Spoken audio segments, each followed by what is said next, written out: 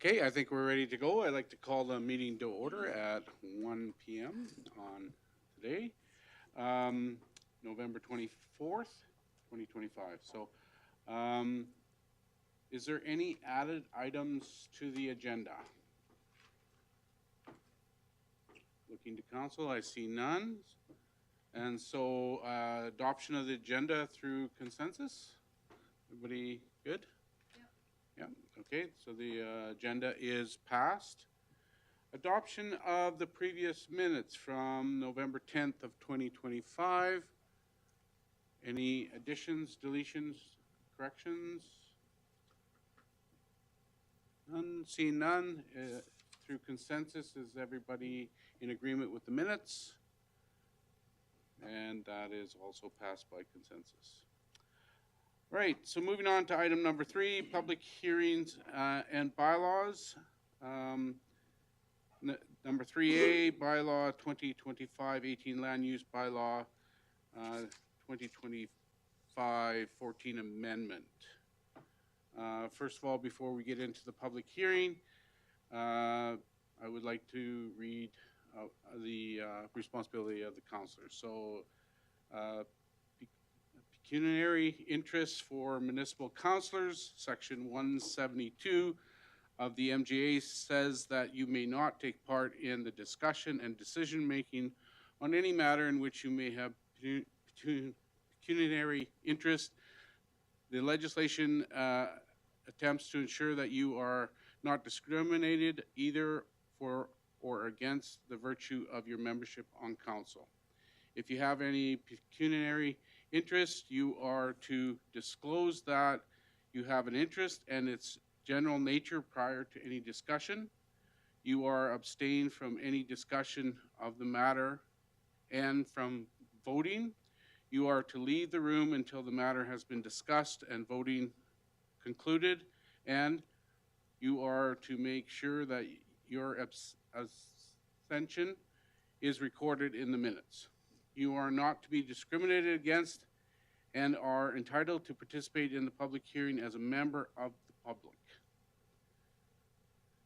So at this time, I'll declare the public hearing for bylaw 2025-18 land use bylaw 2025-14 amendment open at 1:03 p.m. on November 24th. So I'm going to explain the rules, the procedure and rules as followed the point forms below. Presentations before council shall be brief and to the point, limited to 5 minutes. Council shall not allow cross-examination of persons giving information, and it will not be necessary for the person giving information to verify his or her qualifications. Council may be asked questions of the speakers after each presentation for clarification purposes. No debating or questions from the floor will be allowed, and no written verbal submissions will be received by council after the public hearing is closed. So at this point, I'll turn it over to CAO Williams to introduce our Manager of Planning. Thank you. Thank you, Mayor Daly. To open the public hearing with some introductions to the amendments on the floor today, our Manager of Planning and Infrastructure, James Crozier, will come to the podium.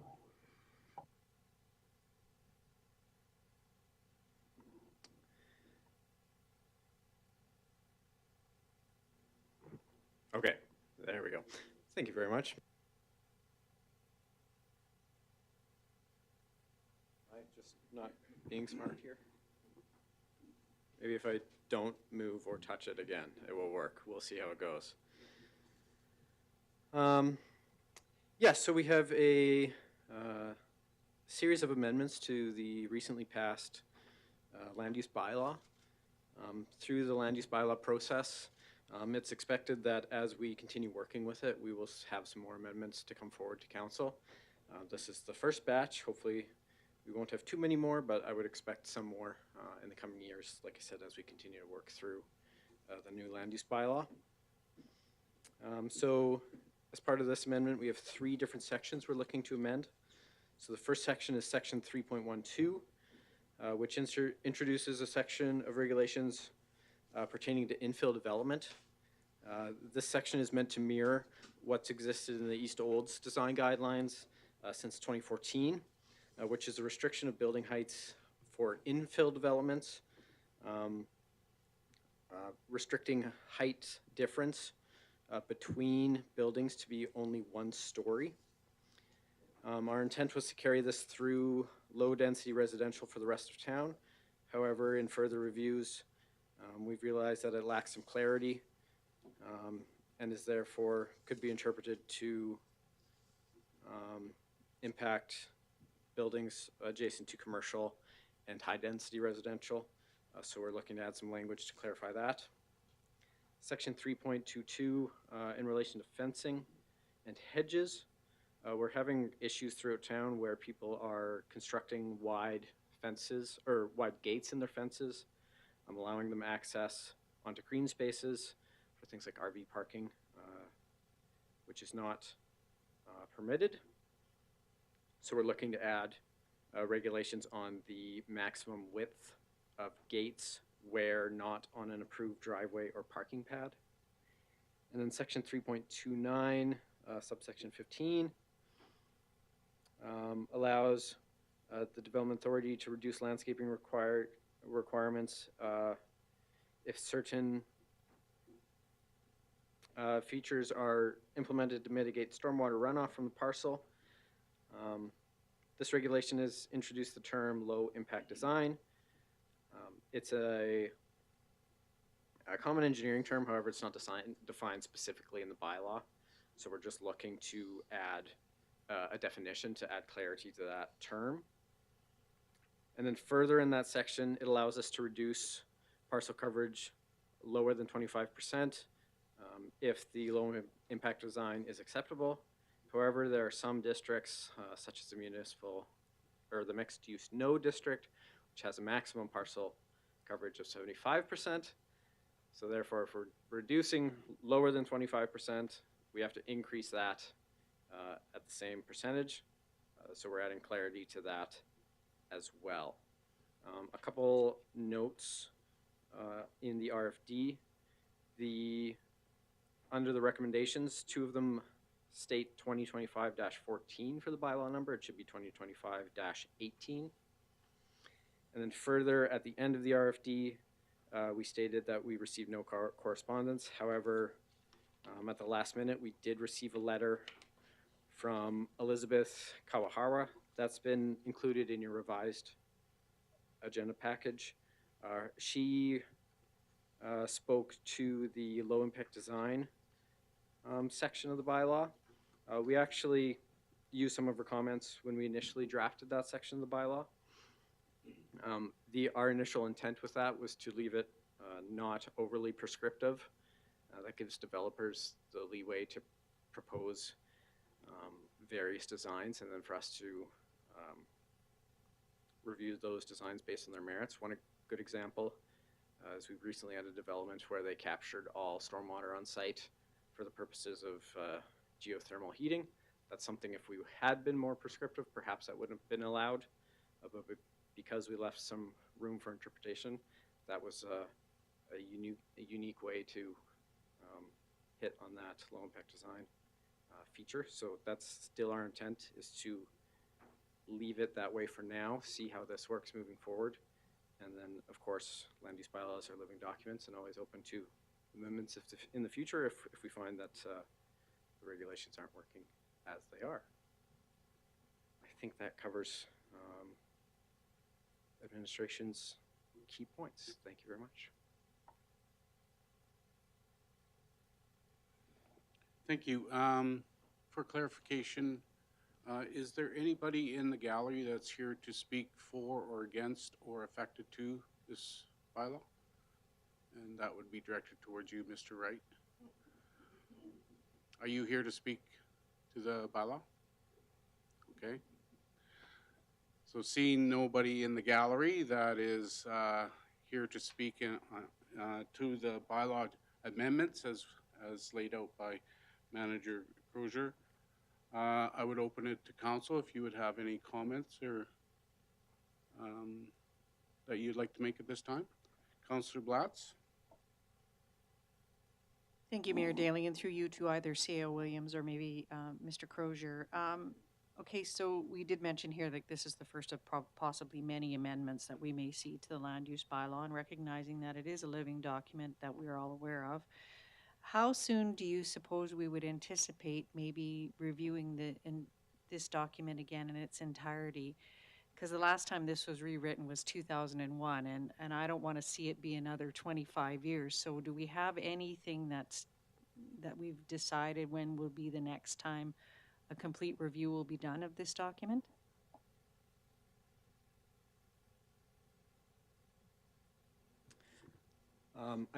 Thank you for your question through the chair. We don't have any formal policies laid out yet. However, in discussion, we're looking at every 4 to 5 years, potentially 4, just so it's one per council term, to do a thorough review of the land use bylaw. So as you said, it doesn't go another 25 years before it's being looked at thoroughly again. Thank you for that, because I don't want to see 5,000 amendments to this document where it becomes so bogged down with amendments that nobody can find the real meaning of any section, excuse me, any given section. So thank you for that explanation. Thank you for that, Councillor Blatz. Councillor Wilson? Thank you, Mayor Daly, and through you to Mr. Crozier. I have a couple questions, but let's just start with the first one. So I thought the letter writer raised some good points. You've addressed them to some extent around the low impact development. But could you just kind of walk me through how that process would work, I guess, and how common is this low impact development been so far in our community? But can you walk me through how and what this process would look like? Then I understand the area restructure plan would take precedence, but you've also talked about it, leaving it somewhat loosely defined. And I'm thinking in the context of would, should, could, may, must, shall. How does all that work? And at the end of it all, do we have the expertise, as the letter writer asked, to be able to make some of these decisions, or how would that look? Thank you. Sure. So I'll start with how common it is. I think in my time here, I've maybe seen 2 to 3 developments that have implemented it. So it's not overly common. It is becoming more and more common, especially in other communities. We're seeing it as people, want to be climate sensitive and those types of things. It is becoming a more common thing, but not overly common. As far as how we look at it, we generally rely on the City of Calgary's guidelines. They have a very thorough document related to low impact design. So in the past couple, for sure, that's what we've used as our reference in evaluating these applications. And then, like I said, we generally rely on the developers to provide design recommendations and a stamped engineering proposal that lays out what the reduction on stormwater runoff looks like based off of that stormwater design. And then we review to see what offsetting of parcel coverage we would allow based off of that. Essentially, we're trying to maintain the same runoff as if it were that 75% parcel coverage, if we're allowing more coverage than that. And then we go back to our other legislative documents to see beyond just reducing the parcel coverage for that, is the reduction of parcel coverage impacting the neighboring developments in other adverse ways. So that's at a high level kind of how we walk through that process. Supplemental? Truly a supplemental. Okay, so there is I'm hearing, so there is a checkpoint, whether that's through the, Mayor Daly, thank you, and through you to Mr. Crozier. So there is a checkpoint, and and through the permitting process and so on, I'm hearing that it would reside with planning and development through that process to make a decision whether a 250-year-old oak tree should be cut down or whether runoff would detrimentally affect a neighboring property. So there is a bit of a checkpoint there that I'm hearing. Yes, that's correct, yeah. Thank you. Councillor Blatz. Thank you, Mayor Daly, and through you to Mr. Crozier.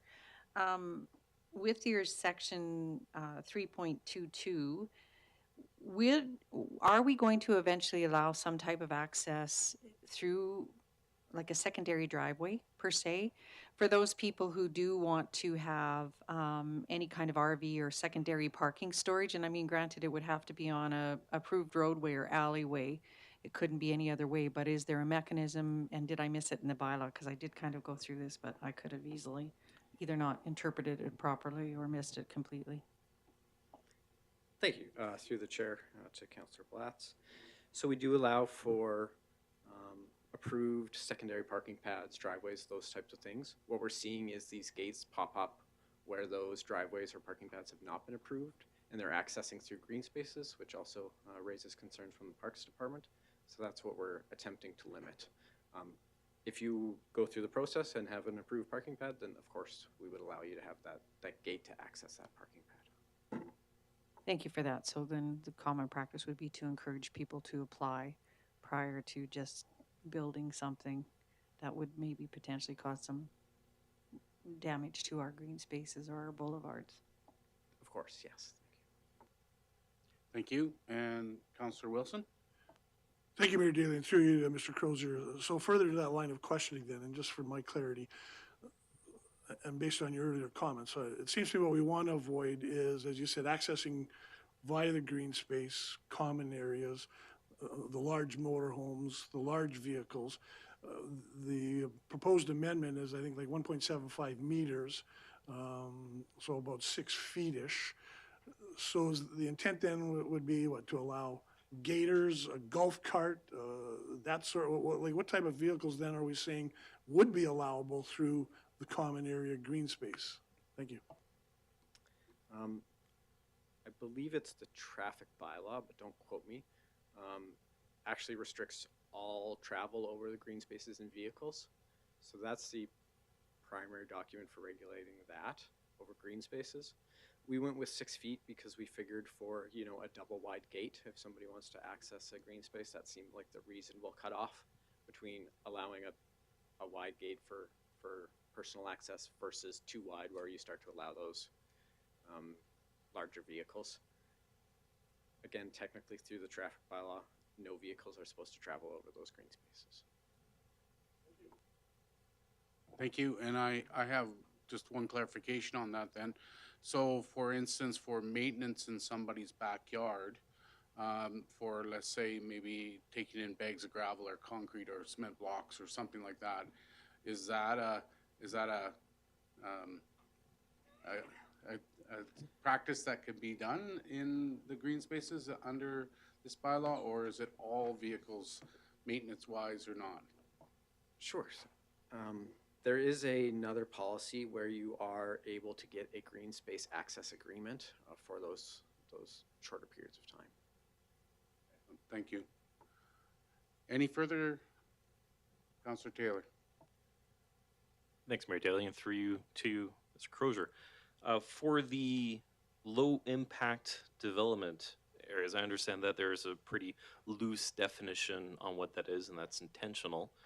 Can you perhaps help me weigh the pros and cons of that versus, yeah, I presume that if it's very prescriptive, then at least the developers know what they're getting into. If it's not prescriptive, does that slow down development approvals? Maybe help me walk through that. Sure, I'll do my best, and maybe if Brent wants to jump in at some point, he can as well. Through the chair to Councillor Taylor. Because this is a reasonably new emerging field in the engineering world, we're seeing lots of designs that in our view are fairly novel. So by being more prescriptive, we don't want to eliminate those potentially novel designs coming forward. If somebody has a good idea to mitigate stormwater runoff, our view is that why not let them present it? And if we feel that that is a reasonable design that achieves what we're looking to achieve, The means of getting there is not as critical as the ends. So by being a little bit more open and broad, we're allowing those novel ideas to come forward, which, as I previously mentioned, we've seen and may not have happened had we been more prescriptive. That would be my argument, I suppose. Supplemental to that, then on the speed of it, does that slow things down when we're being so loose? Sure. So, if we were more prescriptive and somebody came forward with a design that was outside of that wording, then they would be looking at a potential amendment to the land use bylaw. So you'd have to go through that amendment stage first before they then could apply with that design. So by being more broad, it may take us slightly more time to evaluate because we have to look at potentially more things than if we were only looking at, you know, a couple very specific designs. But in the long run, we feel that the having to come back and amend the land use bylaw every time somebody came up with something new would be more of a burden than the extra bit of time we have to take to maybe evaluate that novel idea. Thank you for that. Any further comments or questions from council? Oh, go ahead, CEO Williams. Thank you, Mayor Daley, and through you. When in 2023-ish, when this amendment was brought to the old land use bylaw, there was kind of two conversations on the table driven by developers, at the time prospective developers, and now what we've seen, active developers, that it comes down to dollars and cents largely. The more land you have available on a parcel to develop, the cheaper you can deliver your final product to the end user. So let's say if we have 30% green space minimums, that's 30% of land that's dedicated to non-housing. So it was a fair comment in a time of the housing crunch, if you will, and accelerating costs. But we decided not to necessarily reduce the green space requirements. At the time, council, we again batted around those two ideas, informed ironically as well by Ms. Kawahara's original submission in 2023. We decided to go with this engineering route, and that submit us, your proposals based on a parameter set by the City of Calgary, which a lot more expertise, manpower, and experience, and we can see how it goes. And I think two for sure, maybe three in the last 2 years have come forward, and it's worked relatively well for those handful of interested people and those who actually went ahead and integrated into the design. So that's a bit of a background. Now, when it comes to being concerned about prescriptive versus broad, generally speaking, land use bylaws, they walk that line. In this case, like James mentioned, stormwater capture engineering, it is somewhat new to, say, certainly Alberta. And so we don't want to limit what ideas the private sector and engineering can give to us. And that's why in 2023, also, it was left very much with the same language. So we can see what solutions are out there. We do have at least the City of Calgary standards. And in terms of our adjudication process, if it's something doesn't quite match with, let's say, the City of Calgary standards, outside of our own internal engineering function, we also contract professional engineers on a 3-year basis, some of which you've met already, I believe, in Calgary a couple weeks ago. So I'm confident we have the expertise to properly assess these applications. It is a developing field, so it's never going to be strict in terms of what we will approve, won't approve. But so far, it's worked okay. So just to clarify with what you're saying, CEO Williams, is that would we need an engineering stamp on these lot plans when they're implementing this low impact design, pre and post construction? Thank you for the question. So the answer is it depends. The one example James gave, that capturing stormwater for use in geothermal power generation, I'm going to guess that requires a bit of engineering. But you look in the City of Calgary's guidelines, stormwater mitigation can mean planting water absorbent plants. I mean, I'm not a botanist, but let's say cactus. I don't know for the sake of argument. That obviously would not require engineering stamps. So there is that gray area, but for what we've seen so far, yeah, engineers tend to be involved. But again, we're open to solutions on that one. And if we don't feel comfortable, I do believe we have the contract expertise available for us to give broader advice on. Excellent. Thank you. Councillor Wilson? Thank you, Mayor Daley. And actually, I think I'm okay. The preceding comments by the CAO helped clarify. I'm certainly just going to make a comment relative to, again, the in-house subject matter expertise that we would have, as well as balancing the motives of a developer with the integrity of the neighborhood. But I'm comfortable, I think, based on the CAO's comments, and as we've said all along, this is an evergreen document. So if we find we're moving sideways, we can certainly react at some point. Thank you. Thank you, Councillor Wilson. Councillor Overwater? Thank you, Mayor Daley, and this is probably towards Director Crozier.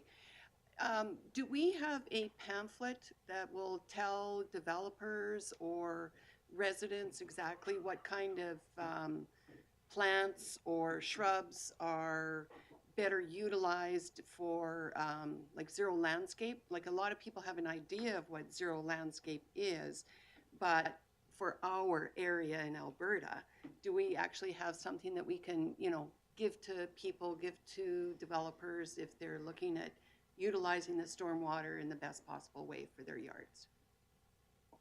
The short answer is no. The longer answer is the low impact design. If you're looking at low impact design specifically, the City of Calgary's regulations, I think it's 170, 180 pages.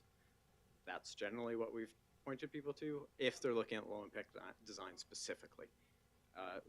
Broader speaking, I don't believe we have that type of documentation just for general plans. No. Thank you. And just to comment on that, when I saw this on the agenda, I did do a Google search on it, and there is lots of information online in regards to low impact design for landscaping, and that's where I came up with a question about the engineering as well, because a lot of these are very technical designs. So it's interesting read if you're into horticulture. Councillor Wilson. Thank you, Mayor Daley. And my final comment, further to that, no, great point, you're right. And it sounds like in administrations also where we seem to have a local person who seems to be somewhat of a subject matter expert, and our administration seems to have been plugged into that person or that business. So obviously an opportunity there if we need further guidance. So. Excellent. Thank you. Any further comments, Councillor Taylor?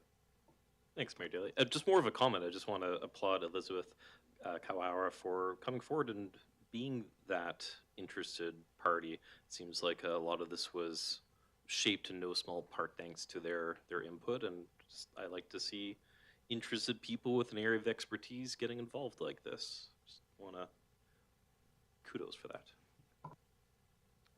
Thank you, Councillor Taylor. Any further questions or comments?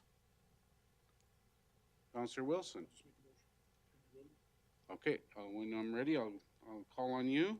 So as there's no persons present in the chambers to speak at this public hearing, presentations are eliminated as per procedural bylaw section 153.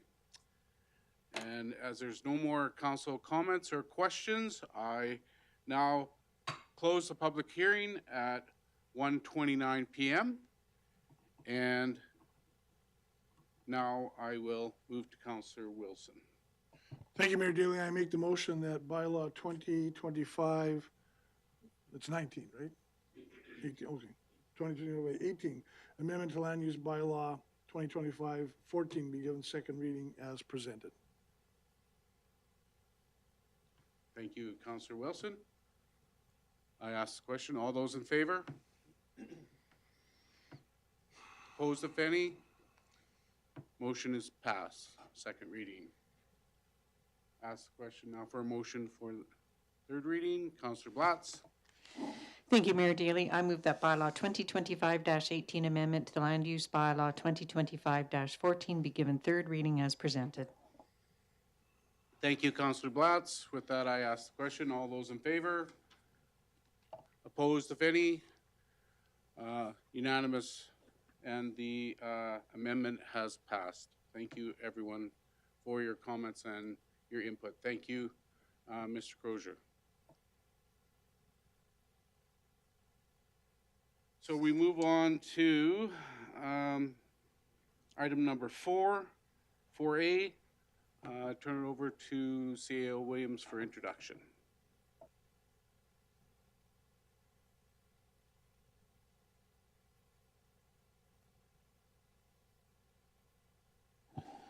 Thank you once again, Mayor Daley. So this item is relatively straightforward, but the Alberta Community Partnership Program is something run by Municipal Affairs, opens once a year with the deadline usually at the end of November, and it's for regional focused projects.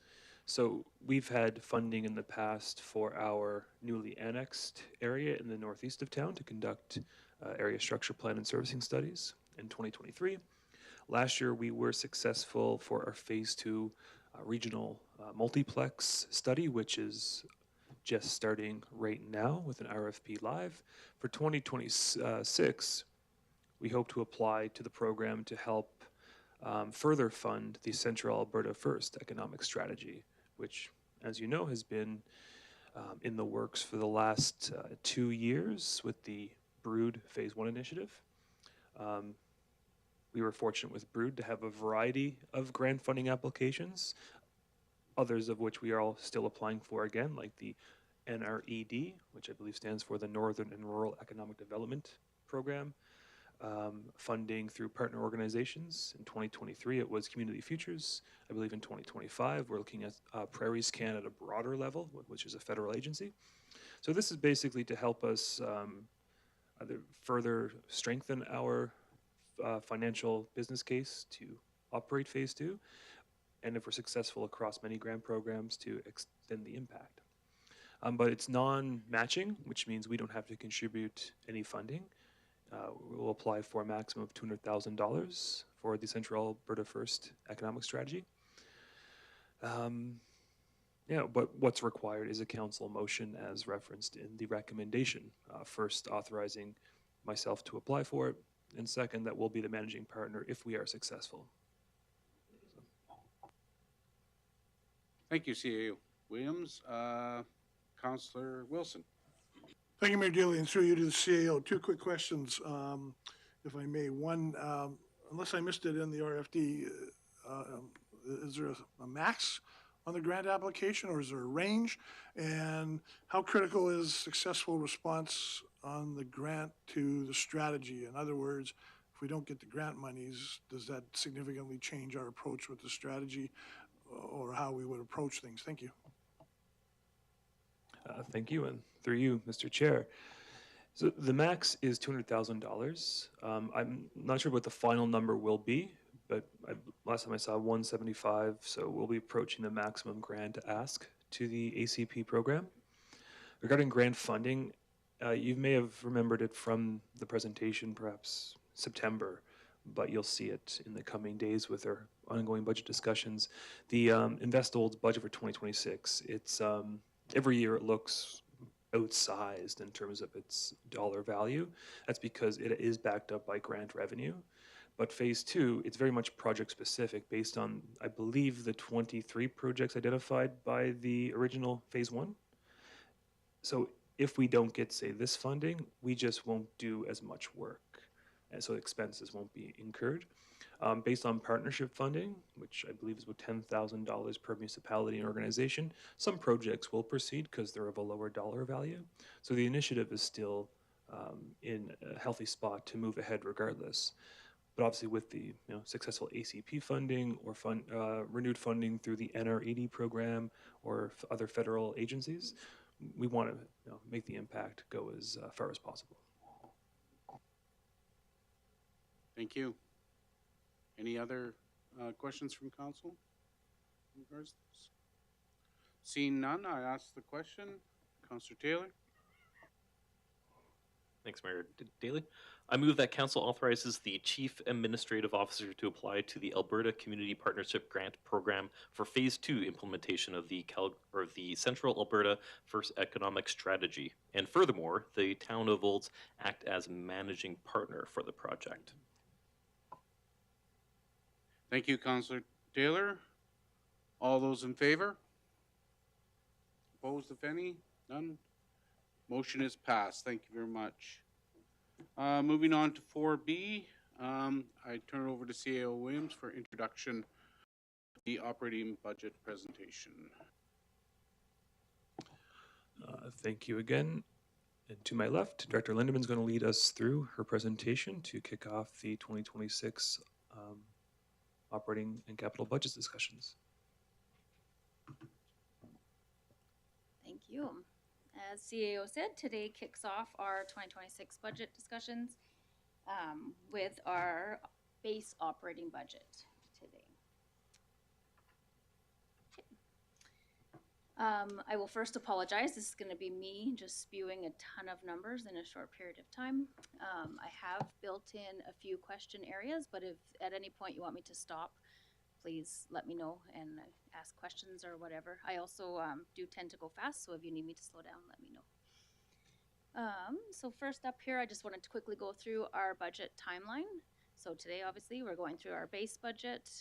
Tomorrow evening, I believe it starts at 5. We will be starting with our capital budget, and then again on Wednesday from 10 till 3, we will discuss both. If you have any questions remaining from either today or tomorrow, those can come on Wednesday. And then on December 1st at Committee of the Whole, I will bring what we've discussed within these 3 meetings back to Council.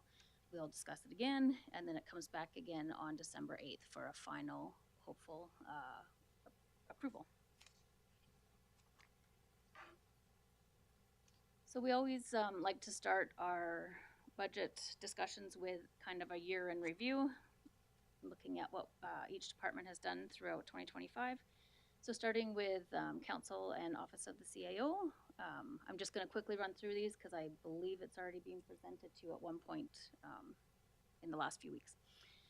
So Council Office of CAO, we have corporate and divisional business plans have gone through, Brood Phase 1, review of town-owned properties, housing needs assessment and strategy creation, Phase 2 of our regional recreation grant and study, and strengthening local and regional partnerships. Do you have any questions for the CAO on any of those? Looking at corporate services, so at the beginning of this year, we integrated our people and information services into our corporate services department. We did an accounts payable automation, full records digitization. Our second annual financial report was put out. Of course, the office move had a huge impact on our IT department, and then we had a municipal intern for a portion of the year. Within infrastructure and planning, as we all know, our water loss and inflow and infiltration reduction plan, Phase 1 of our water meter replacement program, enhanced asphalt rehabilitation program, asset management policy implementation, pump house optimization, land use bylaw update, and we expanded our resident notifications through our Voying to Learn program. Within community services, we had the Men's Shed building revitalization, Olds Grizzlies agreement renewal came up, playground replacement plan, naturalization implementation, the sauna installation at the Aquatic Center, Sportsplex renewal, mechanical and ramps were done, storefront beautification program launch, and a social prescribing initiative.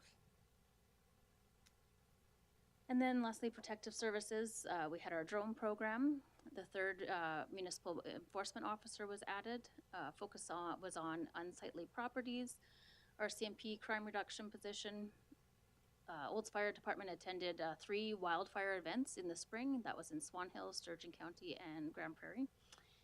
They conducted a risk reduction burn in the Highlands Tree area, the fire cadets program and recruitment efforts, and fire training facility upgrades were completed.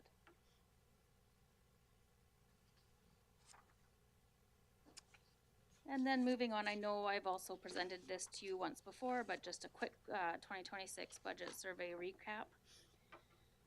Just a reminder, our top priorities within this engagement were the public works, public safety, and then recreation facilities. Within public safety was property crime, drug enforcement, and traffic safety. And then within infrastructure, road resurfacing and pothole repair, water and sewer upgrades, and improved snow and ice control. Looking at our snow removal questions specifically, within the neighborhoods, the ranking was quite low, but our main corridors were between 6 and 8 out of 10. Within recreation, we had the question on the sportsplex, which came back at 49% to maintain the current facility. And then within Centennial Park, the upgrading of the washrooms, seating areas, and playground improvements were your top 3. And then communication, the most effective communication channels seem to be social media and our town website. All right, so now jumping right into the budget. I just, as a reminder for council, what a base budget is it's essentially our 2025 services that we are currently providing at a 2026 cost. So there is no extra services in here, no new positions, nothing like that. This is all purely what we are currently doing in 2026 costs. The key themes, I know Brent's gone over this a few times with you guys in the last few weeks, so I won't go into them again, but it's just more of a reminder to keep them in the back of your mind as we review the budget over the next 3 days. And then our budget pressures. So while inflation has eased compared to most recent years, we are still seeing our contracted services and core maintenance materials increasing higher than that 2.14%. We continue to feel the loss of Sundial through both our tax base and our franchise fee revenue. The ONET debenture, as you know, we added ONET in the last year, the debenture payments. In 2025, this was funded mainly through reserves. However, for 2026, council will need to decide how you would like to fund that payment. Our water loss and I&I, obviously this is nothing new. We know it's been a priority for the town over the last 3 budget years. And while we've made great strides and are definitely seeing some benefits, we're still budgeting for losses that are approximately a 30% range. And then new this year, we've seen an increase to our health benefit costs, estimated at just over 20% increase for 2026.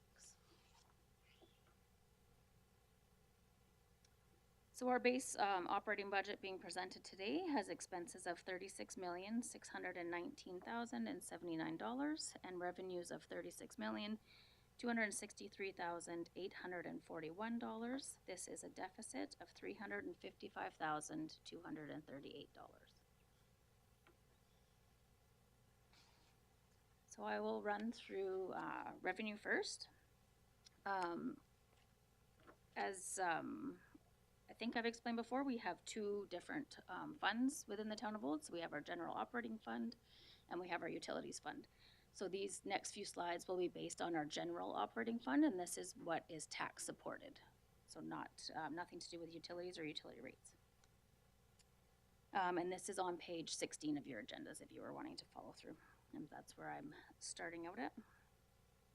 So overall, revenue has decreased by $371,651. The 2 main contributors to this are the franchise fees and transfers from reserves, which I'll go into more detail as we go through this. Property taxes, as this is the base budget, no changes have been made to property taxes yet, so the amount in there right now is what we collected in 2025. And this is where we would be looking to council for direction on where you want to go with the tax revenue increase.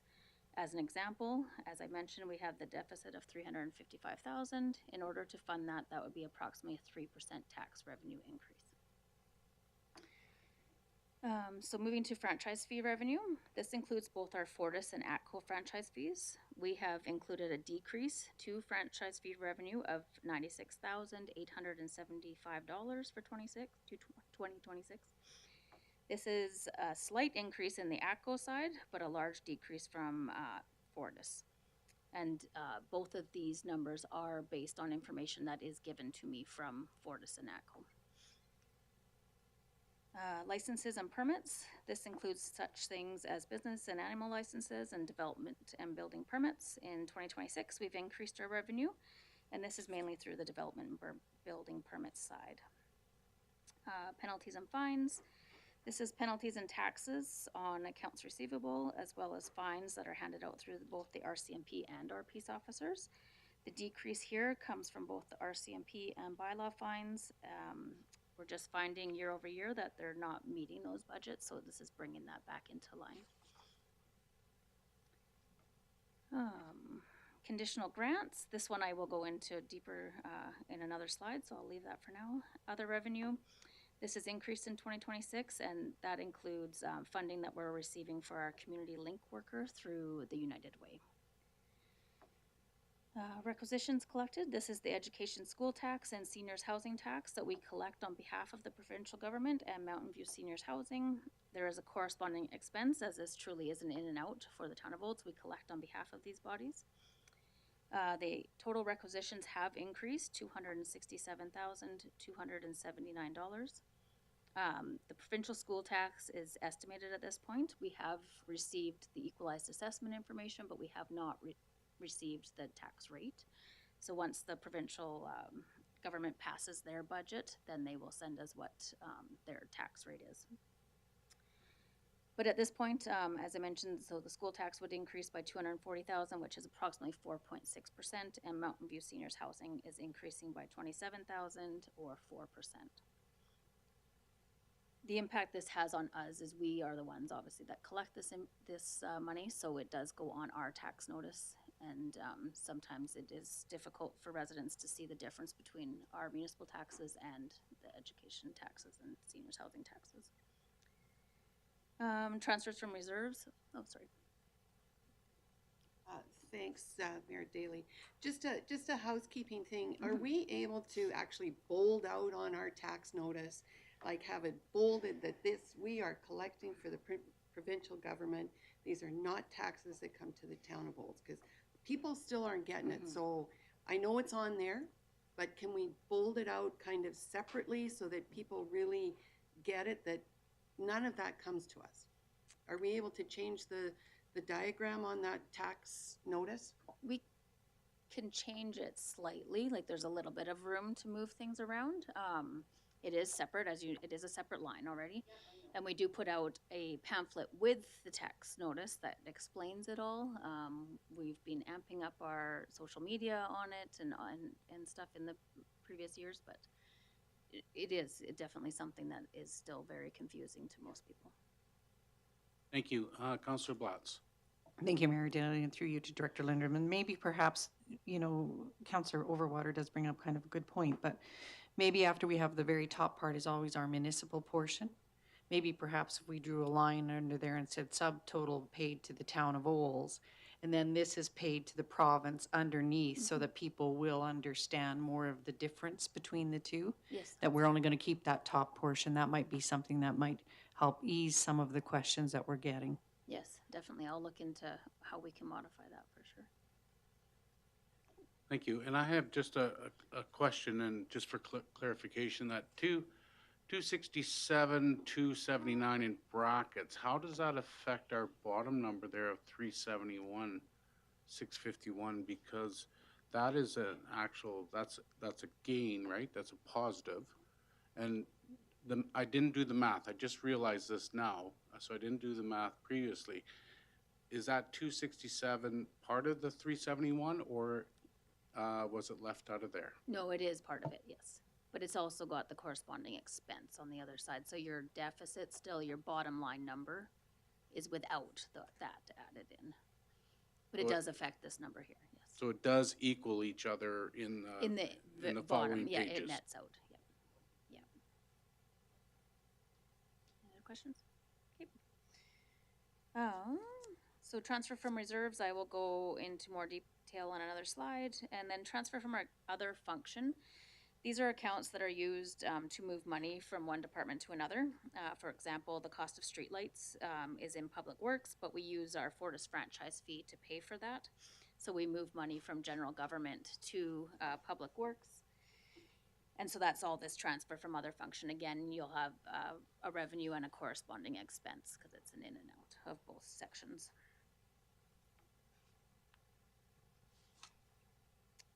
All right, so we'll go into a bit more detail on some of the areas. Conditional grants.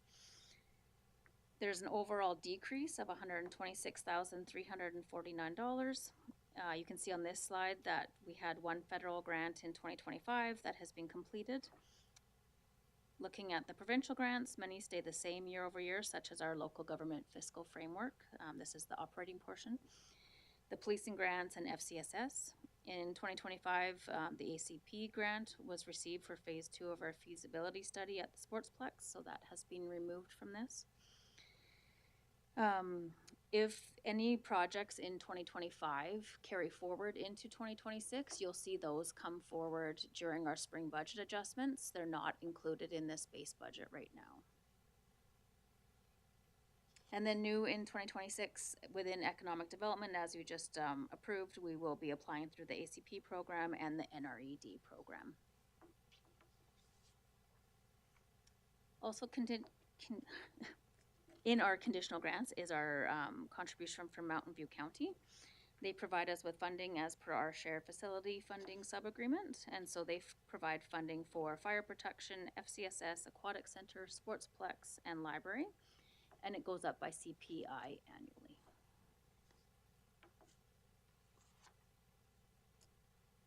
Sales and user fees, we have increased by just under $46,000 in 2026, with small increases in fire, cemetery, seniors transportation, and Mountain View Power, and then larger increases in both the aquatic center and sportsplex. And again, these are just keeping in line with year-over-year trends that we're seeing in those revenue areas.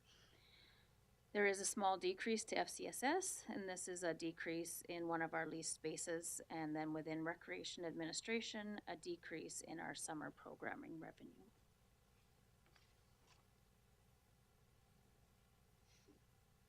Our transfer from reserves. So there's a decrease in the transfer from reserves of $629,061. In 2025, we had budgeted for a transfer from reserves for the election, which are funds that we had put aside annually specifically for the election. We had a transfer from Destination Olds Collective Fund going into economic development for the economic development strategy. And then out of the operating general operating fund, we had funded most of the ONET debenture from reserves at about almost $550,000. So in 2026, we have 0 transfers from reserve budgeted thus far.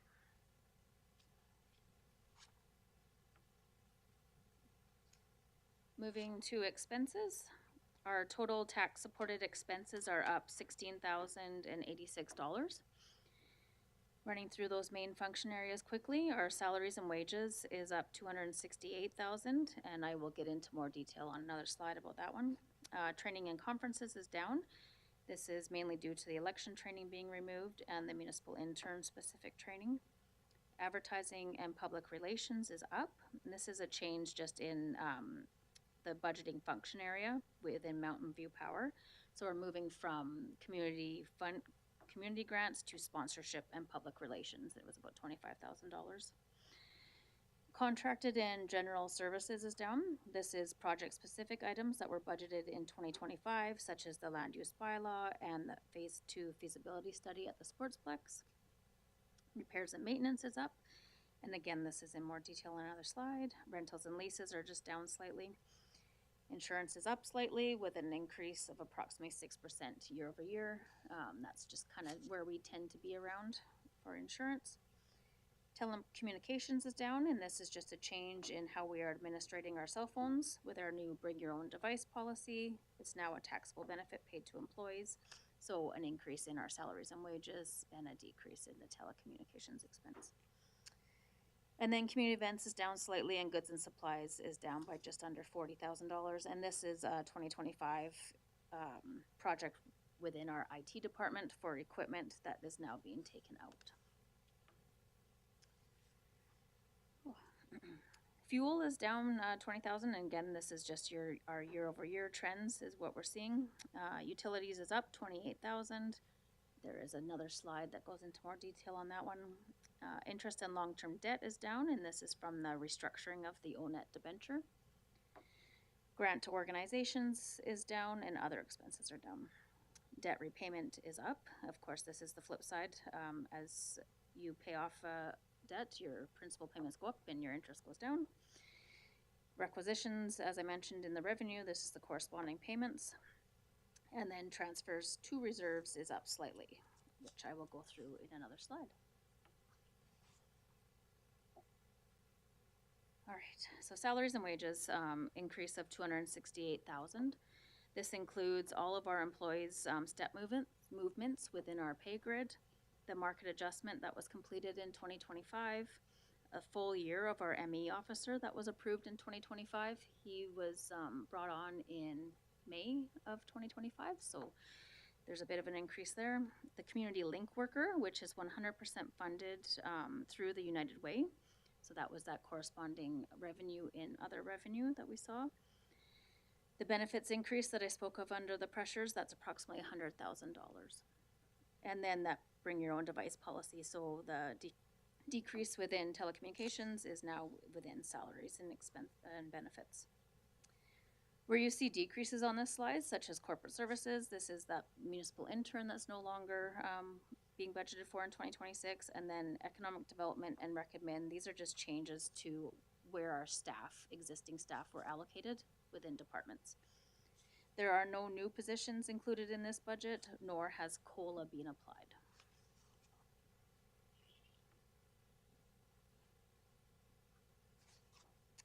Training and conferences and travel, this has decreased by 19,000.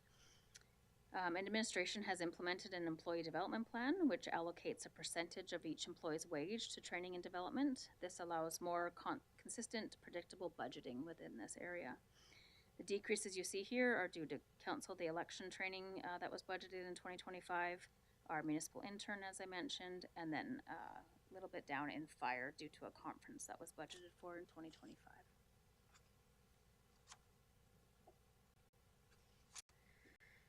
Repairs and maintenance, this budget area has increased by 21,500, and this is due to an increase in both vehicles and equipment. Within equipment, that is parks equipment at $10,000, and then within vehicles, fire vehicles is up 12,000, and parks vehicles 5,000. And again, this is just what we are seeing in the year-over-year trends for those increases. Moving to utilities, this is our electricity, natural gas, and water and wastewater. We're anticipating an increase of approximately $28,000. Increases are mainly to the Sportsplex. They are both for electricity and for natural gas. Increases to sports fields are for electricity and water and wastewater, and then an increase to our street lighting costs. On a positive note, we are seeing decreasing costs at the aquatic center. We've decreased by $20,000, and this is just savings that we're seeing with all the energy efficient equipment that has been put in there. Grants and payments to other organizations has decreased by $35,000. This is due to that change I had mentioned in Mountain View Power, moving that $25,000 from community grants into sponsorships and promotions. And then there's a budgeted decrease within the historical society budget area. Our debt servicing has decreased by $110,000 net. This is the OFL debenture. As I mentioned, we had restructured after we made that lump sum payment in 2025. And transfer to reserves has increased by $8,000. Last year was an election year, so what we do is we transfer from reserves to help pay for the election. In all the other years, we transfer money to reserves to help save for that election. So we're back to doing that in 2026 with a $5,000 transfer. And then within the cemetery, we collect funds for perpetual care, and so we're just budgeting $7,000 to put back into that perpetual care reserve. So again, that would be an in and an out. As money is received on the sale of plots, we put it to reserves.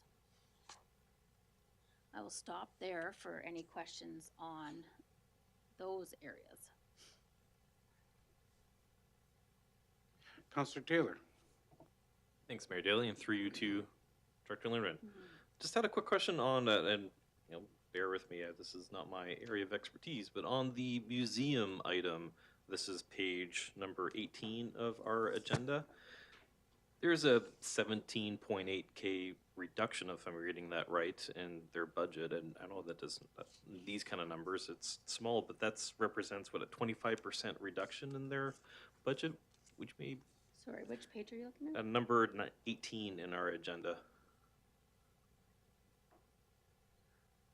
Define, is that the, by department? Operating budget by department, yes. Okay. So that would include, we provide the Historical Society with an operating grant essentially, so we've decreased that. And then there's a decrease in the salaries and wages just from allocations that we moved employees around a bit. So that's what that decrease is. Okay, thanks. Thank you. Councillor Blatz.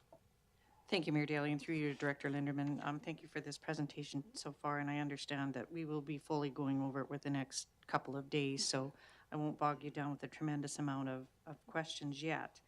But with our franchise fees, and you said that both ATCO and Fortis have given you some numbers now. These are just estimated numbers, though. It's not written in concrete or stone, so we're only going basically on a guesstimation. So they could go up or down based on Yeah. a number of different variables. It is based on consumption, so, and those are they just use year-over-year trends as well, right?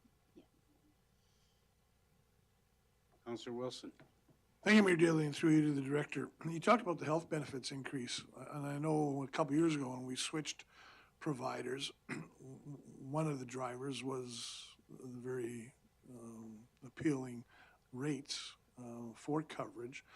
So is this kind of a norm? I know reviews take place with dental coverage and everything else. From your experience in the past, is this a typical increase in benefits, or are we seeing some kind of catch up there by the current provider? Just wondering. Thanks. Yep. So the increases we're seeing are to the extended health and the dental side of things. The rates were locked in for our first year, and then now they are based on usage. And so we've had quite an uptake in the usage of our benefits, and so they are increasing the rates. We're above the norm. Our long-term disability and our short-term is locked in for another year.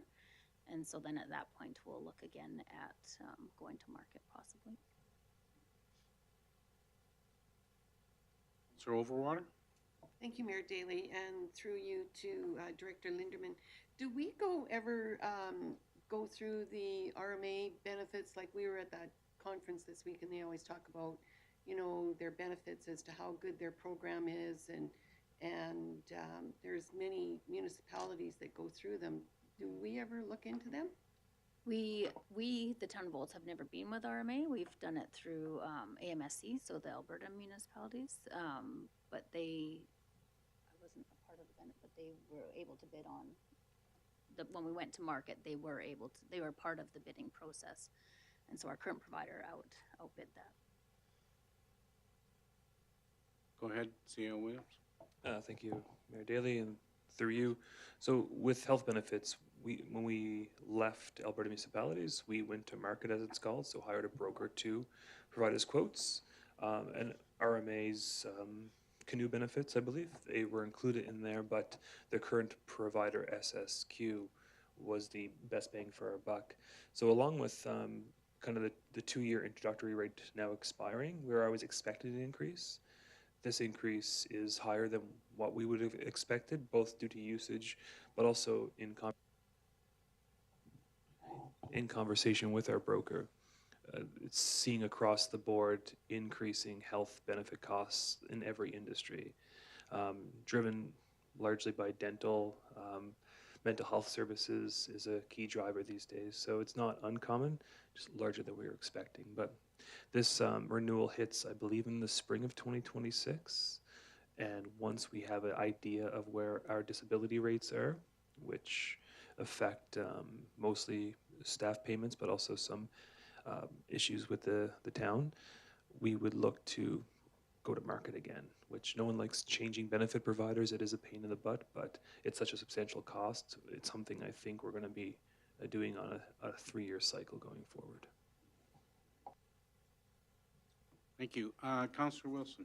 Thank you, Mayor Daly, and just further, through you to the CEO, further to your comments. So there's an employee and an employer share to these benefits, I would assume, and certainly dental, as you mentioned, is a driver. But does this mean employee premiums, I guess, for lack of a better word, go up correspondingly, or is this an entirely a town cost? Does that make sense? Dr. Lennon, correct me if I'm wrong. On the health benefits side, so dental, prescriptions, et cetera, that is covered by the town largely, like 100%. But as we see insurance premiums, that those are covered by this employees. So it's a shared bag. So this current tranche of costs largely affect the town, do not affect employees. But once we see in latter 2026, we know the short-term and long-term disability rates are going to increase. That will be borne entirely by employees, so it's just offset a bit, and that's when it just doesn't make sense to go to market all without having a clear picture, because right now we're locked in at rates that are not going to we're not going to improve upon. But yeah, for now, this is the town cost, but the employee side is coming up soon. Thank you. Counselor Overwater. Thank you, Mayor Daly, and through you to probably CAO Williams. So all the benefits are, like, our highest expense on our budget is benefits and payroll. So would we ever consider something like a 90-10 on the benefits? Because right now, all the benefits are basically paid for. It's not a deduction on anybody's payslip. So is that something that would ever be considered, or does that cut into our 50% where we try and keep our employees at a 50% market compensation? Thanks, Darren. Thank you, and through the chair, we have adjusted those percentages in the recent past, but it's something we have the authority to do as we reset rates like we're doing now. It's not that we won't consider. I think all options are on the table. But the compensation survey, for example, which I think was in a recent service level and now in your budget packages, it is part of that 50th percentile. So with benefits right now, given that we're 2 years approaching the 2-year mark, which is still pretty new for our plan, it shows our benefit value ratio, I think, something called that. It's quite high among our comparator groups, but only moderately. So within the next 12 months, other municipalities will catch up. So it is a moving target a bit. But to your question, yes, it does inform the 50th percentile compensation target, but it's also adjustable should we need to find savings through the staff compensation. Thank you. Any further questions or comments? Don't see any. I think you're good to continue, Director Back Lynn. on. All right, so moving next to utilities. As I mentioned before, utilities are fully funded through utility rates. Property taxes are not used to subsidize utilities at all. So looking first at revenue, we see an overall increase of $244,450. This is reflective of an increase to consumption that we're billing out, as well as a 2-cent per cubic meter increase in both water and wastewater rates, which I will go through when we look at our rate schedule. In expenses, corresponding increase of $244,500.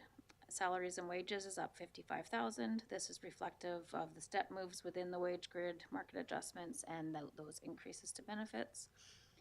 Contracted and general services is up $65,000. This is an increase within the solid waste department for contractor and tipping fees. Even with this increase, we are able to keep our solid waste rate at the same due to a decrease that we saw in the commission requisition. Fuel is up slightly by $4,000. Utilities are up $9,000. This is an increase to the electricity at our pump stations, just in keeping up with year-over-year trends. Purchases from the commissions is up 113,000. This is purely rate increases from the water and wastewater commissions. So the water commission rate is up 13 cents and the wastewater commission is up 4 cents. As I mentioned previously, the solid waste commission decreased by $35,000. So even with these increases, we have been able to decrease the amount that we're purchasing from the commission. So in our water and wastewater with our water and I&I efforts. So we've decreased the loss that we're budgeting for in wastewater down to 33%, and water we have decreased down to 19%. So these are our proposed rates based on this base budget. These will be coming to Council Committee of the Whole on December 1st, and that's after we've talked about all the operating projects and everything else. So, because those will affect what is in here. This is purely, as I mentioned, based on this base budget. So just for a bit of context, when we're setting the rates, the base rate is set by our fixed costs and the consumption rate is set by our variable costs.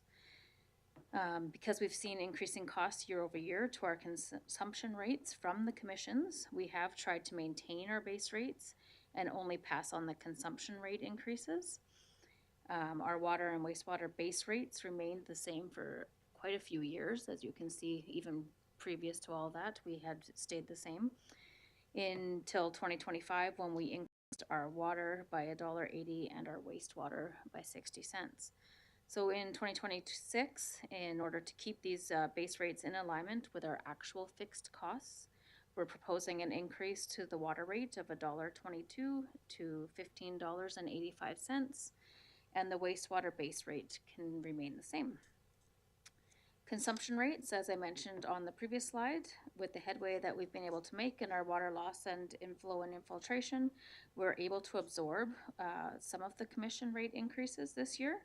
So increasing our water consumption by only 2 cents, even though the commission is increasing by 13 cents. And then increasing our wastewater by 2 cents and the commission is increasing by 4 cents. Our solid waste, as I mentioned, would remain the same at $21 a month for an overall average utility bill increase of $1.62. And this is based on a residential property using 10 cubic meters. Any questions on utilities?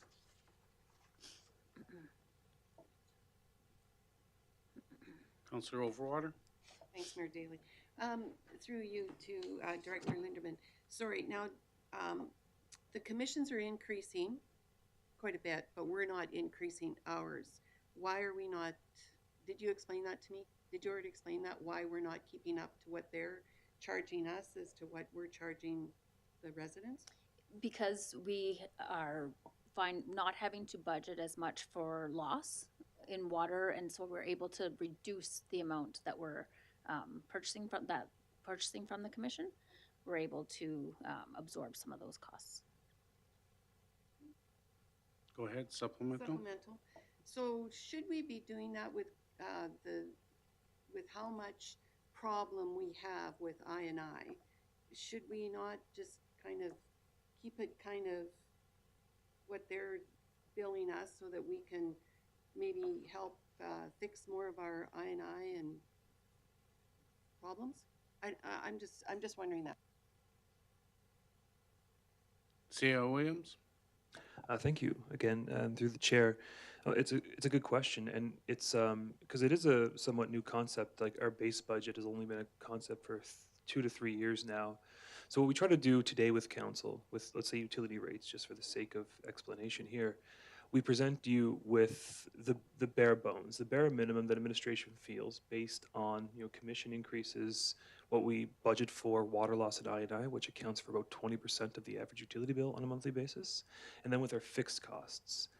And that's the snapshot you're seeing right now. It's not necessarily a recommendation, it's the arithmetic. Now what you'll see coming forward on Tuesday and Wednesday this week is the projects, some of which will be, if approved, will be funded by utilities. So that's where council has the conversation. Okay, so we know that if we want to maintain 2025 utilities, it's going to be $1.62 on average more per month. And that's taken into account what we feel is, that the full cost recovery, amortization, capital renewal, that's always a difficult to capture because it's near impossible. But council will have the opportunity to add to that utility draw, essentially, or utility revenue through the projects you will see. So the base budget is trying to give you the simple explanation of what we think it's going to cost to run the utility system, status quo. And then council, through the infrastructure projects you might approve, that's where you would increase your potential revenue to fund those projects, which are focused on utility system improvements. Thank you. Councillor Wilson? Thank you, Mayor Daley, and perhaps, I guess, through you to the director and or CEO, but maybe more of a comment than a question. I think we just need to be very aware going forward if this is a picture and a story, how we're going to tell it and how we're going to paint it. Because in my simple world, along the same lines of the discussion here, like I'm looking to see notionally a $700,000 or $800,000 decrease in our water, wastewater spend. And I realize there are counterbalancing initiatives or items, right? We're saving less, we're sending less water down the pipeline for wastewater, we're buying less from the commission due to our efforts with I&I, but rates are also going up, and we talked about additional dollars for remediation and everything. But again, in my simple world, I'm looking at it and saying, okay, show me the 800,000 that we kind of talk about as being saved through our efforts here in 2025, but it's not intuitive and it's not a simple storyline. But as a resident, that's what I'm looking for, right? Go ahead, CAO Williams.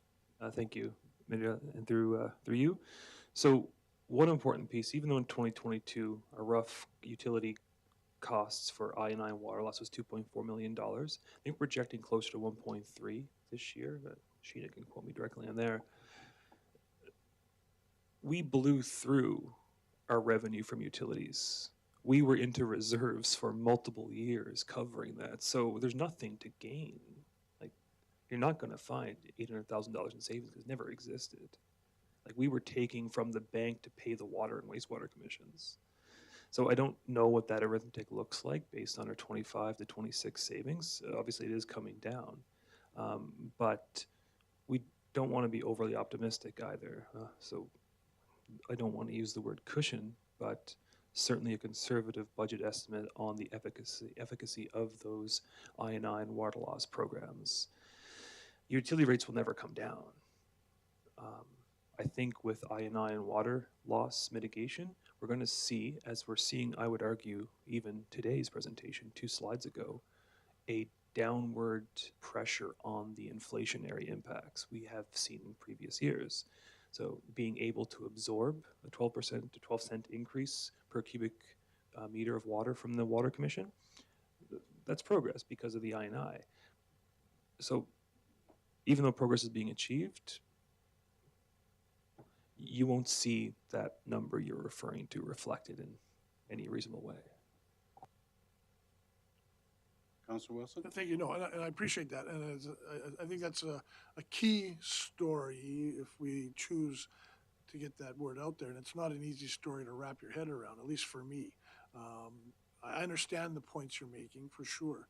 But it might be something, again, through, we talked about education, or the education portion of the tax, of the property tax.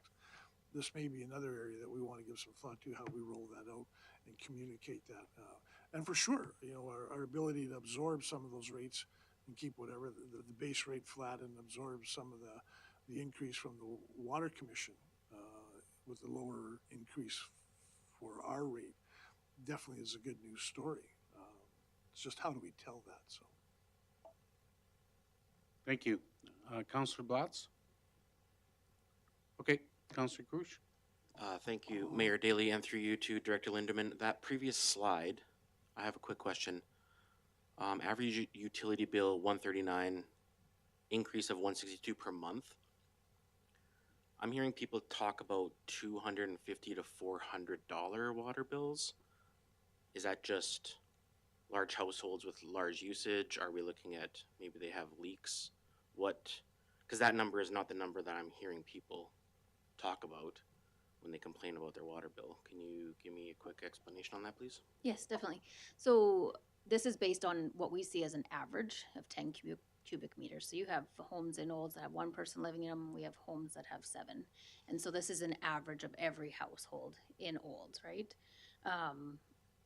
The typical, I see that on Facebook too, a typical household. So it is all, though, everyone gets the same base rate fees. It is all based on consumption. So however much that person is using, how many times you shower a day, how many times you bathe your kid, like, it's all based on that. But this is the typical average that we see in the town. Supplemental? Supplement. So most people are getting a bill somewhere in the neighborhood of $140. Correct. Okay, thank you. Thank you. Councillor Blatz. Thank you, Mayor Daly, and through you to both Director Linderman and possibly CO Williams.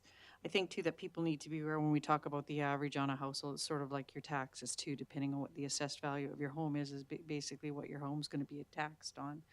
And it could all be an average, but I think people need to be aware too with the new water program that we're running out. I've hearing great stories from people who have had higher consumption and have been notified once the installation has happened.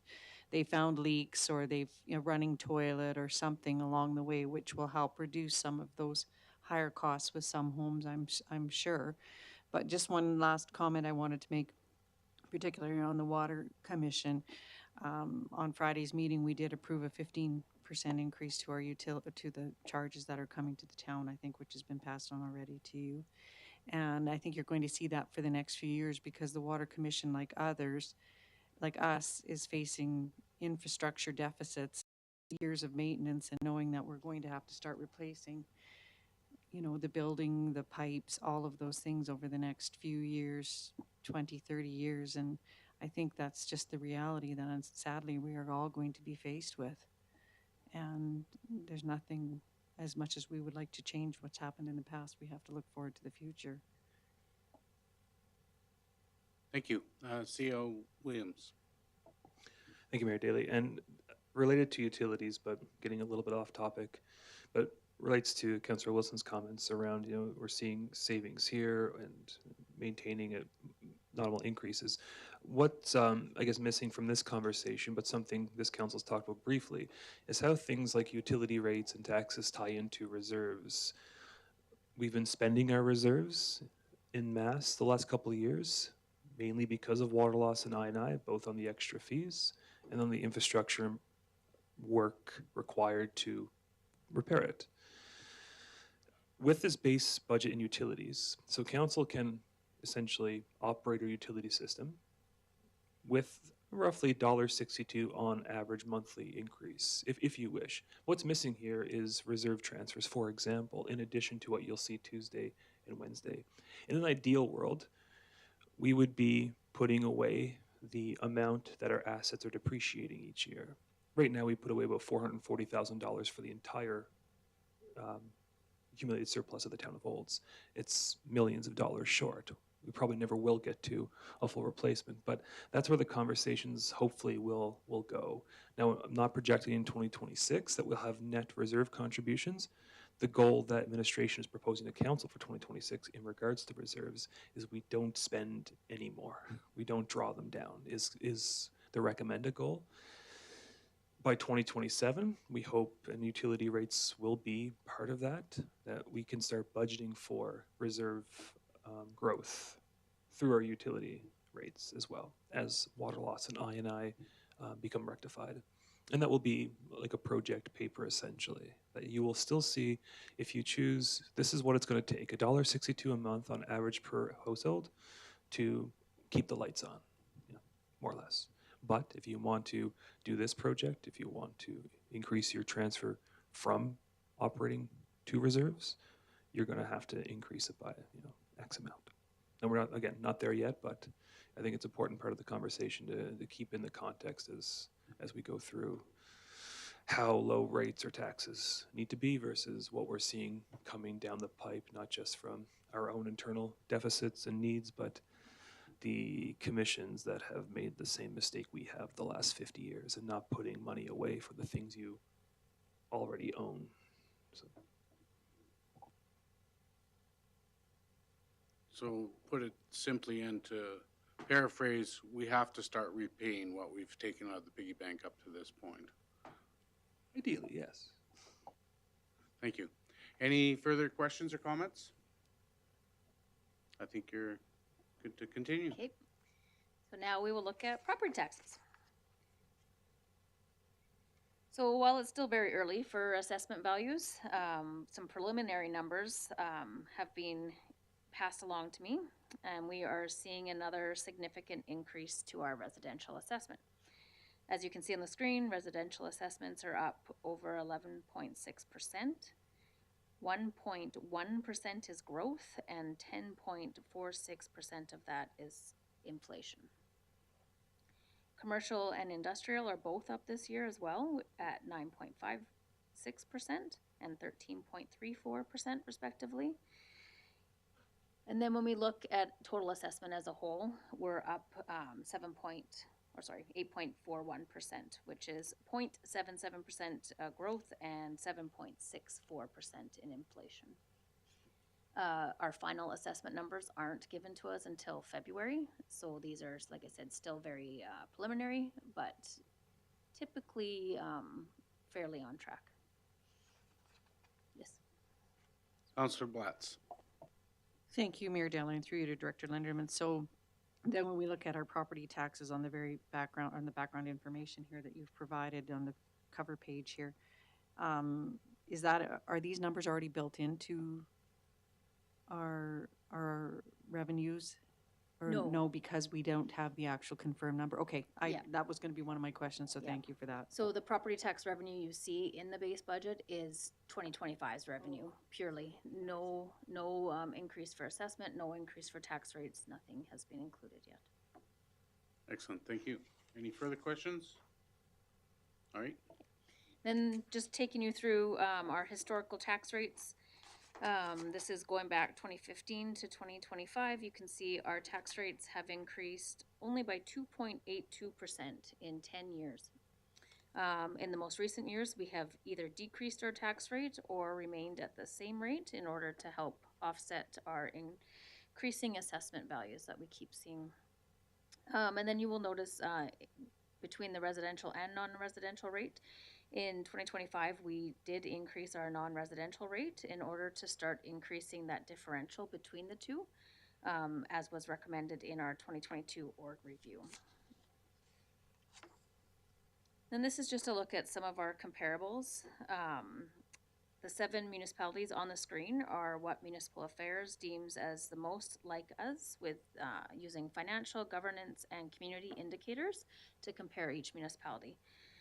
On this first slide, this is a comparison of our residential assessment and our tax revenue. As you can see, Olds has the lowest levy to assessment ratio. We have the second highest assessment base and are in the lower half of actual tax revenue collected. And then when we look at non-residential, again, Olds is one of the lowest levy to assessment ratios, tied with Innisfail there at the top. And then this is just a nice little graph that shows the two together. So as you can see, we have the highest assessment and one of the lowest tax revenues amongst all of our comparables.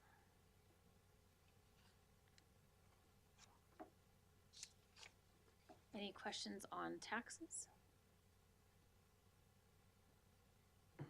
Councillor Wilson. Thank you, Mayor Daly, and through you to the director. I don't know if this leads into a motion or whatever, but so you touched on the assessment. So we know there's going to be questions amongst property owners again. The assessment is just, well, not just, but it's a redistribution, if not of wealth, it's a redistribution of taxes. There are winners and losers in the assessment process.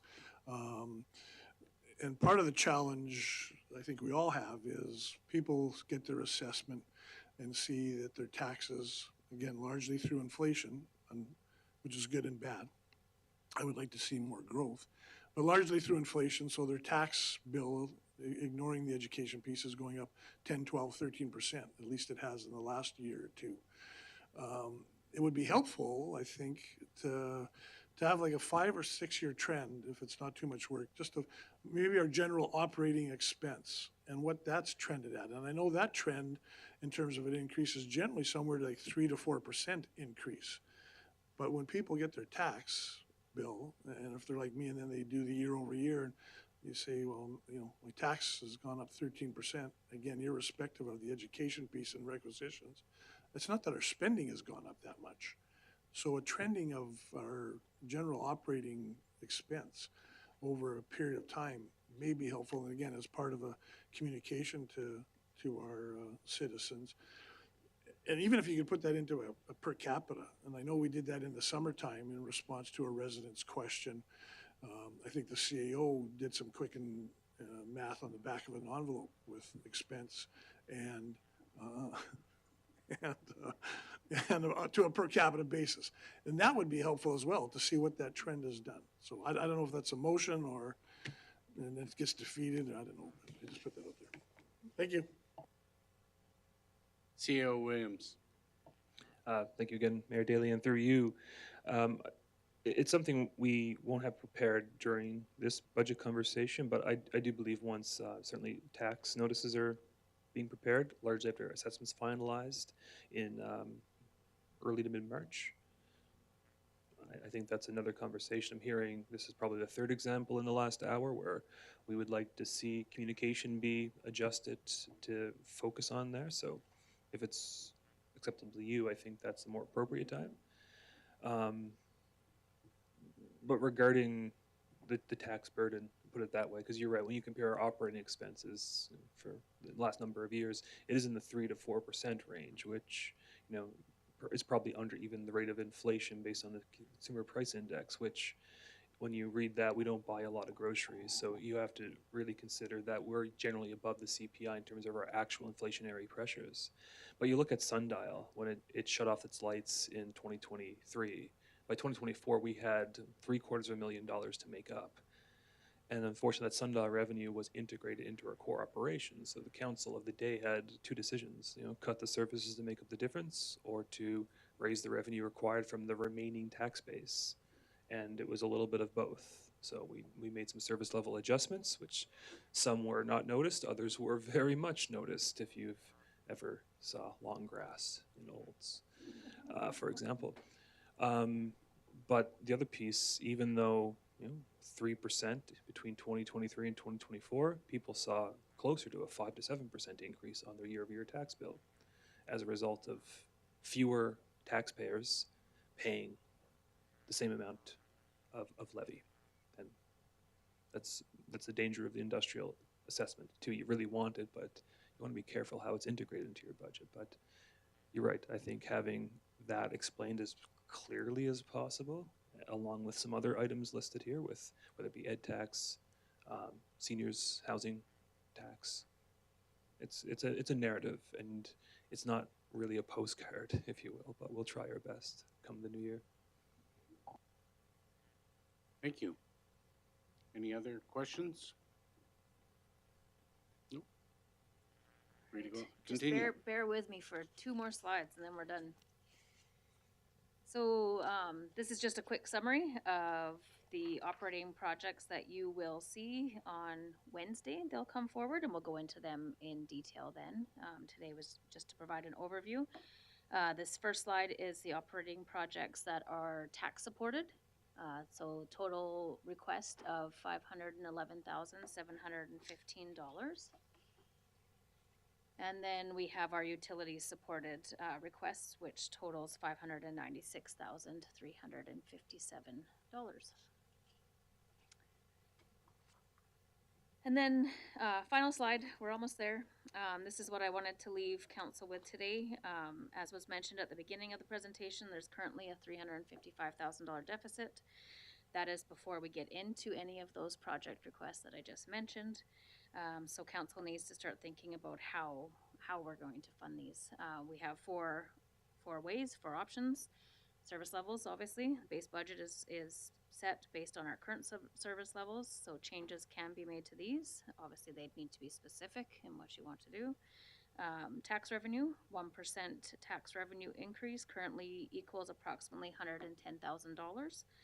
So as I mentioned before, at 355,000, we are already at a 3% increase. ATCO franchise fee, there is room to increase our ATCO franchise fee. If we were to max that out, it's approximately $153,000 annually. We wouldn't be able to implement that until April 1st, so that'd be approximately $115,000 for 2026. And then reserves. We have our tax stabilization reserve. At the end of 2025, I'm projecting that balance will be approximately $227,000. So as I said, on Wednesday, we'll go into more detail on our 2026 projects, but those same questions will still apply to all of those. How are we going to fund these? That feels like too somber of a way to end. I don't know. No, that's Any- okay. CAO Williams has prepped us quite well for that ending. Any final questions or comments to Director Lindeman? Councillor Wilson. Thank you, Mayor Daley. Again, so not so much a question, just a comment. So you referenced service levels as a lever there. So that's everything from green space maintenance to snow clearing to aquaplex hours. Virtually everything and anything the town operates is a potential lever when you mentioned service level delivery, with an implication and a consequence, correct? CAO Williams. Thank you once again, Mayor Daley, and through you, to Councillor Wilson's point, exactly. As Council seen during orientation and a little bit today, but what we try to do as part of our annual financial analysis is benchmark against like-sized municipalities.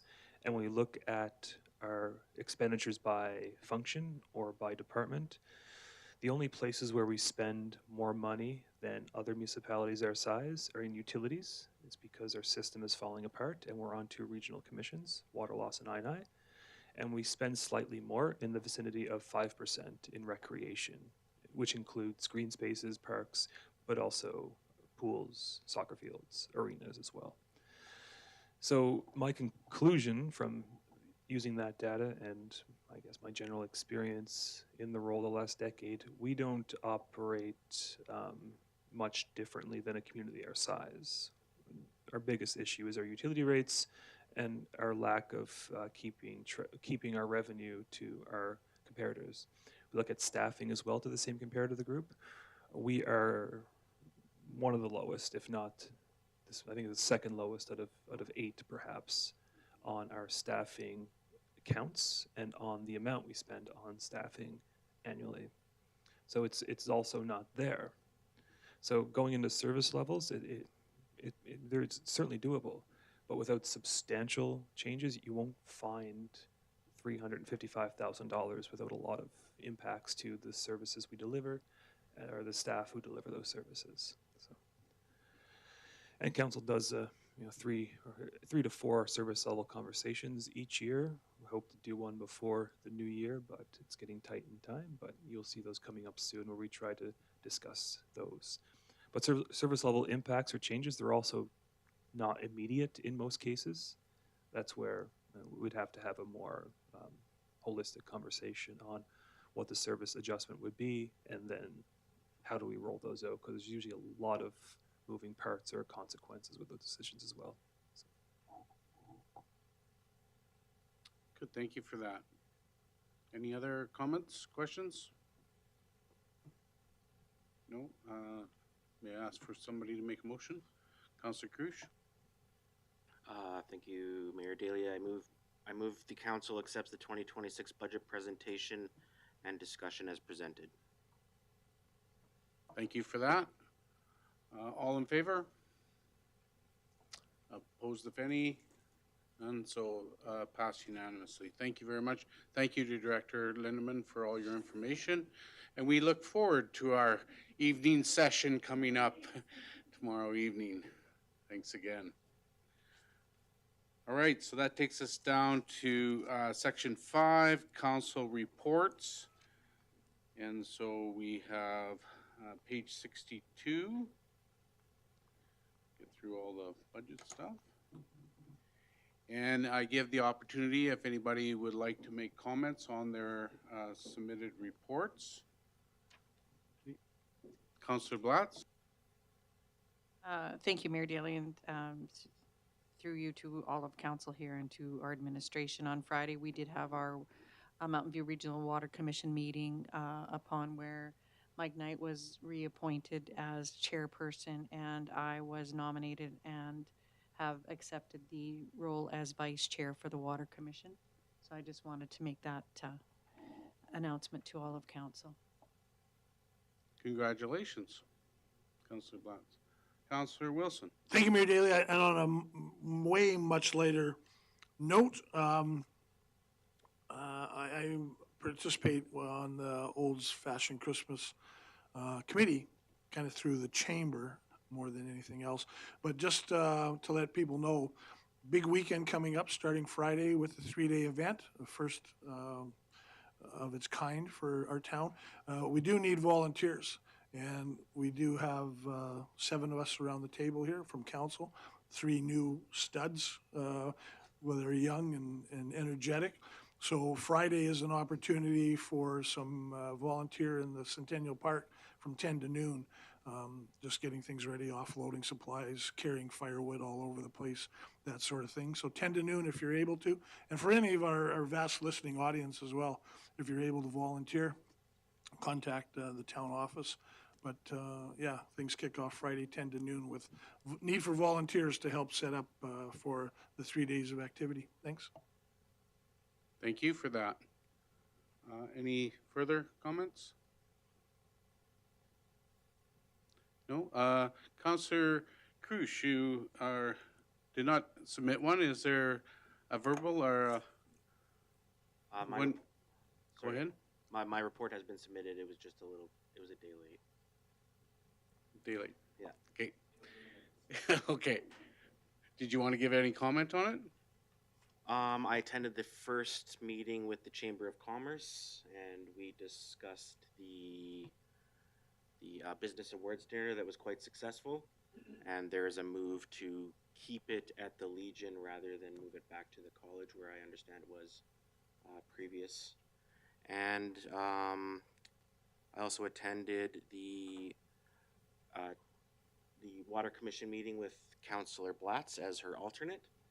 So I got a bit of an understanding of the workings of the Water Commission, and I hope to get a tour of the facility next time I'm there. It looks quite interesting. Excellent. Thank you for that. All right. No further comments then. I ask for somebody to make the motion. Councillor Wilson. Thank you, Mayor Daley. I make the motion that the reports from council, boards, committees, and commissions ending November 24th, 2025 be received for information. Thank you for that. Councillor Wilson, all those in favor? Passed unanimously. Thank you for that. Takes us down to item number 6, correspondent and information. You'll find those starting on page 75, I believe they start. If there's any questions or comments on any of the correspondence that you see in your package. It's all pretty straightforward, I believe. Councillor Cook, would you like to make a motion, please? Yes, of course. I move that the correspondence and information report ending November 24th, 2025 be received for information. Thank you for that, Councillor Cook. All those in favor? And that is passed unanimously. Thank you very much for that. And that takes us to section 7, which is our closed session. When the council goes into closed session for continued participation in virtual council meetings, stay online in live stream meeting platform, and the meeting stream will be replaced by a graphic. When the graphics are removed, that will indicate that the meeting is ready to reconvene. May I get a motion to go into closed session, please? Counselor Wilson. Thanks, Mayor Daley. I make the motion. Council go into a closed session at, 2:44, closed session, Section 7A, ATIA, Section 19, disclosure harmful to business interests of a third party, real estate and land update, and Section 7B, ATIA, Section 20, disclosure harmful to personal property, public at large, board appointment. Thank you, Counselor Wilson. Those in favor? That is unanimous. Thank you very much for that.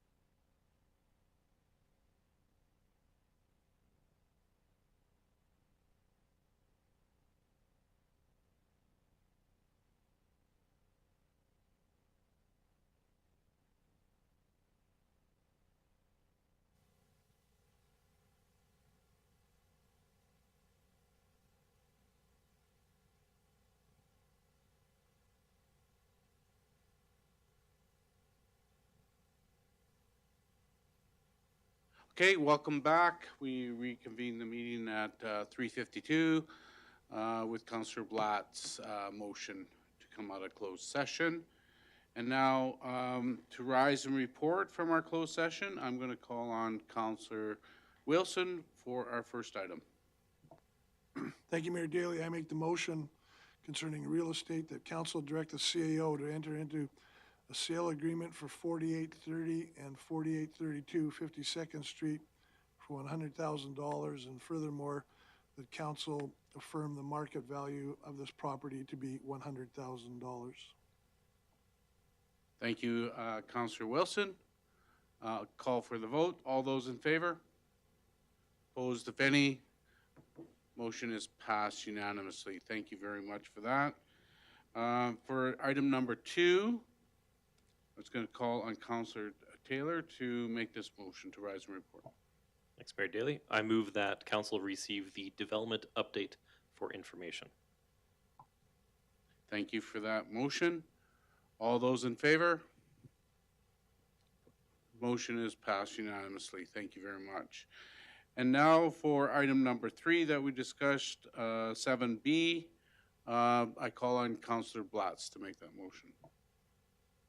Thank you, Mayor Daley. I move that to appoint Doug Ryberger to the Economic Development Action Committee and Mary Jane Harper as an alternate to the EDAC Committee for a term of 1 year ending October 26, 2026.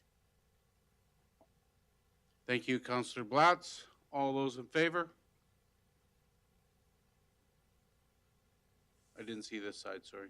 Yep, okay. Unanimous then. That motion carries as well. Brings us to item number 9, adjournment at 3:54 p.m.